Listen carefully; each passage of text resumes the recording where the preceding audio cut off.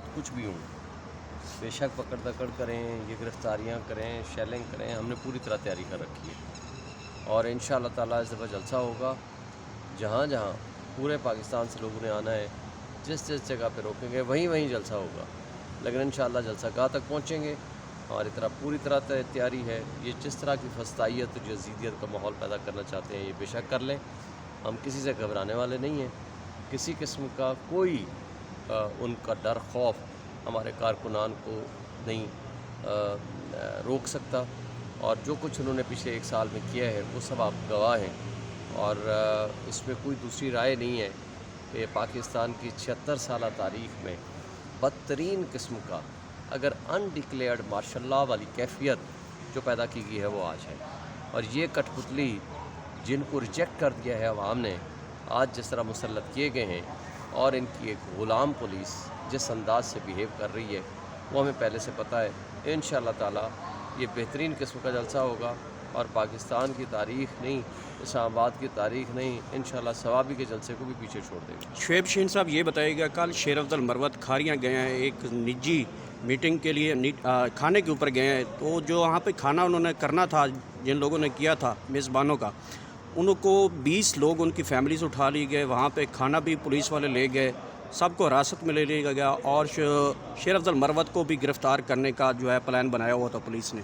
तो आपको अलर्ट तो जारी कर दिया है कि आप पंजाब में नहीं निकल सकेंगे। देखें, माल गनीमत वो समझते हैं। पंजाब में हम निकलें, आप जाकर देखें पंजाब के माल रोड पे हम वकला को हज़ारों की तादाद में पार्लियामेंटेरियंस निकले हैं 2-3 दफ़ा और अल्हम्दुलिल्लाह हमने कामयाब रैली की है। किसी किस्म का कोई डर खौफ नहीं है। जो कुछ वो करना चाहते हैं वो करते रहें। यहाँ इस्लामाबाद में ये पिछले 3 दिन पहले हमारे इलेक्शंस के सिलसिले में मैंने मीटिंग बुलाई हुई थी। इलेक्शंस के सिलसिले में मीटिंग अभी स्टार्ट नहीं हुई थी। जो लोग हमारे पहुँचे 17 वर्कर हमारे गिरफ़्तार कर लिए। अगले दिन हमने उनको डिस्चार्ज कराया। यानी मीटिंग एक बंद कमरे में होने वाले इलेक्शंस के सिलसिले की मीटिंग जो है, इस हवाले से मैं इलेक्शन कमीशन को भी लिखने लगा हूँ। उनका दौरा मेयार तो सब आपके सामने ही है। इस पर मैं अनकरीब पिटिशन भी फाइल करने लगा हूँ। मुझे उम्मीद है इंशाअल्लाह ताला ये फस्तायत का ज़माना ज़्यादा देर के लिए बरकरार नहीं रहेगा। अगर तो ये इलेक्शन हो गए तो इंशाअल्लाह 99% सीटें हम जीतेंगे। और अगर ये इलेक्शन डिले करने में कामयाब हो गए, जो कि इनकी पिछली कई सालों से जो कुछ आप देख रहे हैं, कभी कहते थे कि 180 सीटें हों, कभी यूनियन काउंसिल हों, कभी कहते थे 125 हों, कभी कहते थे 101 हों, और टाइम एंड अगेन इन्होंने उसको डिले किया। इवन कोर्ट ने जब आखिरी रात को आता जस्टिस अरबाब ताहिर ने कि कल इलेक्शन होगा, हमारे सारे लोग तमाम पोलिंग बूथ्स पे मौजूद थे। हमारा वर्कर भी था, हमारे लोग भी थे, हमारी लीडरशिप भी थी।